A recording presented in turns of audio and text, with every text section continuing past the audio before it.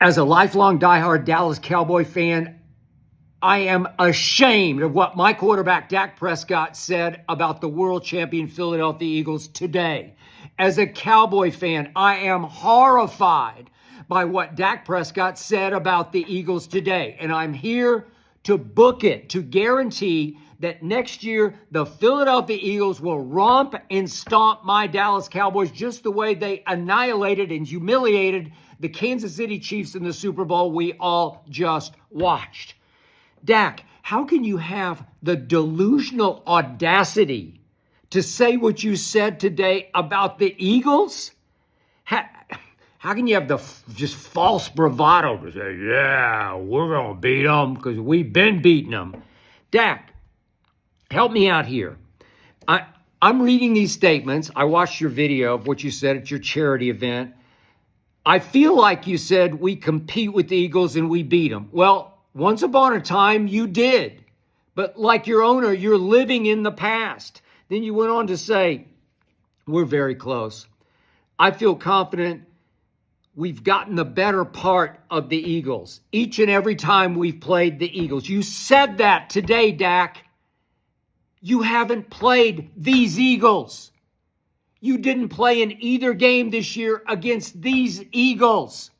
And you threw in Washington. And you said you watched the NFC Championship game. Yeah, we can beat Philadelphia. We've beaten them, and we've been beating Washington.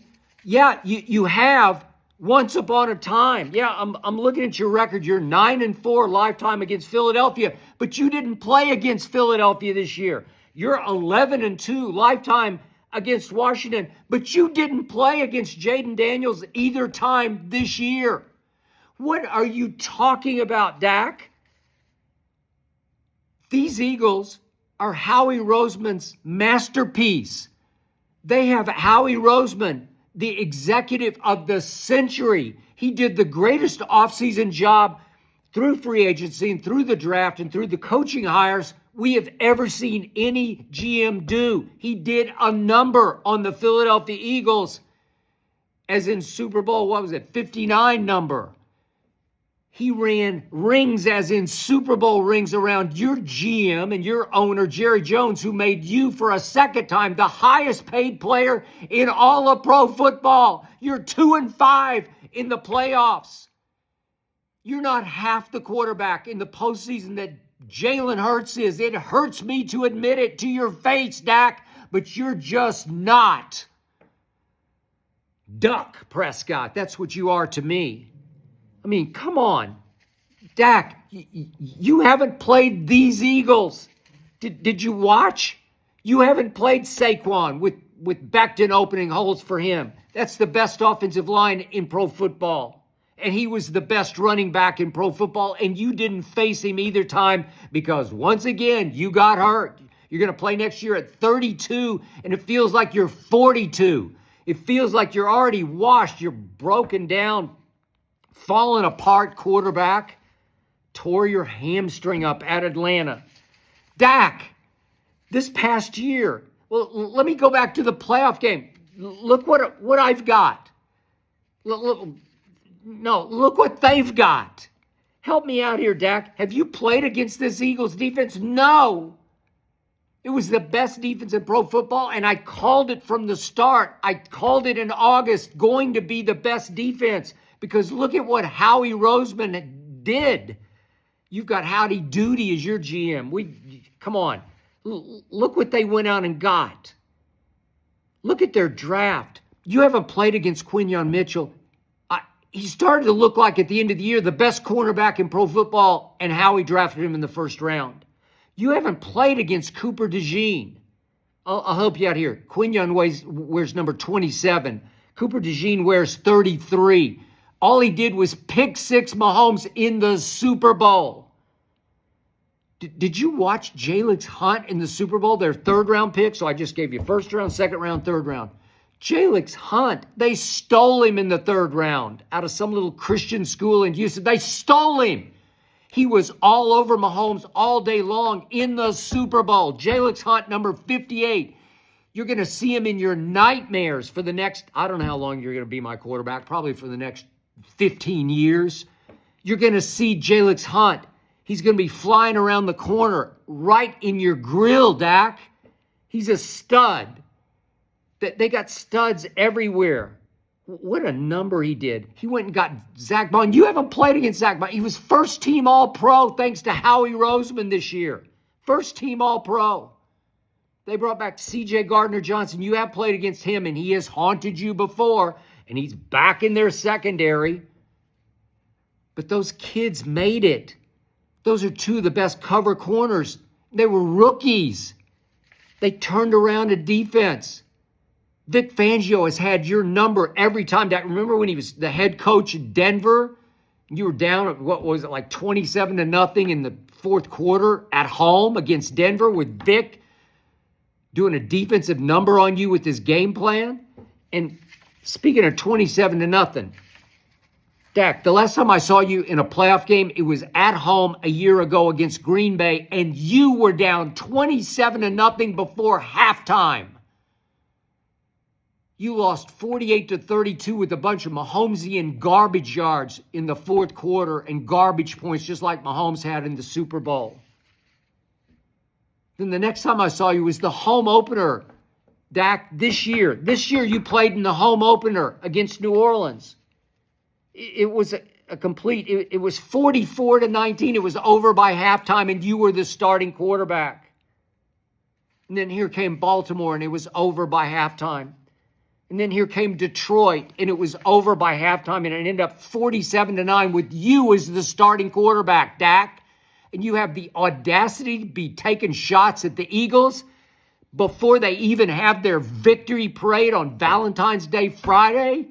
What are you thinking? You went 3-5 as my starting quarterback this year, and you're talking big and bad? Why would you poke the biggest, baddest bear on the NFL block right now? The Eagles defense. Do you realize in the Super Bowl, it was 34-0 with 2:40 left in the third quarter. And at that point, Patrick Mahomes, the greatest quarterback ever, or so I'm told, had 53 yards passing. With 2:40 left in the third quarter, it was 34-0. Biggest, baddest bear on the block. Why would you piss off the Eagles before Valentine's Day parade? Why would you allow them to already mentally circle both the Cowboy game dates next year and say, we're going to take care of those guys? Because they are now. Because you spoke out and you made the incredibly wrong-headed statement, I don't want to say check the record when they're the guys holding the trophy. Well, that's what you said. That's exactly what you said. Check the record. The record, no matter, it no longer matters. It's over and done. These are the new Philadelphia Eagles thanks to Howie Roseman. What are you thinking about? You didn't play Washington either time this year. You haven't faced Jaden Daniels yet. Yeah, we stole that game at Washington. And remember what was going on at that point? Jaden had, they may have been cracked ribs, but he definitely had bruised ribs. And he was in a little bit of a midseason slump. And they lost that day at home. And it was the wackiest, kookiest, nuttiest game of the NFL year. And I still don't know how we pulled it off. Because that day, Cooper Rush's offense, you didn't play, I'm not blaming you for this, but Cooper Rush's offense went 2 for 11 and we somehow on third down. 2 for 11 on third down and we somehow won the game, Dak. 2 for 11. We scored 24 points in the fourth quarter by ways I could not have imagined to steal the game 34-26. They had 412 total yards, did Jaden Daniels' offense, 412 against our 332. And Jaden hit the big pass near the end of the game. All they had to do is kick the extra point, and Austin Seibert missed it. Remember that? Or it would have forced overtime, and then we returned the kickoff on the onside for a touchdown. It was complete insanity. And you're talking big and bad about how you've owned Washington. You don't anymore. Trust me. Our defensive coordinator, who probably should have been our head coach, is now their head coach, Dan Quinn, and they got it rolling. They have a new owner. They have stability at the top. I'll just book this. We're going to lose to Washington twice next year. You can just guarantee it. Take it to the bank. We're going to lose twice to Washington, and we're going to lose twice to Philadelphia because Dak's talking about how we own them. What are you doing, man? Just keep your head down and go back to work. Just tip your cap to them. Congratulate them. Don't poke them. Don't antagonize them. Don't ignite them, reignite them. That's all they needed for next year. It's so hard to repeat. And now you've relit their fire before their victory parade. What are you talking about? You ended up your remarks today by saying, it's our turn, it's on us. Like, the ball's back in your court. Watch this. Watch what?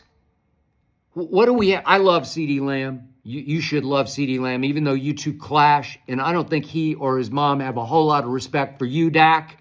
But at least you have him. You have no running game. Your offensive line was falling apart. Zach Martin's going to retire. You know it, and I know it.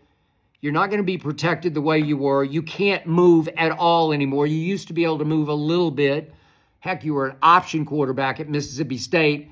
And now at 32, you're just a broken down wreck of a stationary, statuesque pocket passer. I don't know. Maybe we draft Ashton Genty. I don't know. I don't trust Jerry to do anything anymore. And our defense, it's got holes everywhere. Their defense has no holes.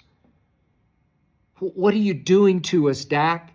You just made it so much harder. Our degree of difficulty just went up because your video will go viral of your remarks. Yeah, you are the highest paid cowboy by far. You're Jerry's guy. I got it. You gotta speak up and speak out. Speak that party line for old Jerry, because he made you rich. You make me sick, man. I'm sorry. I'm not saying you're not a nice guy or a good guy, because you are. But when it comes to playing quarterback and leading a football team, you ain't no Jalen Hurts. And it hurts me so bad to have to publicly admit that.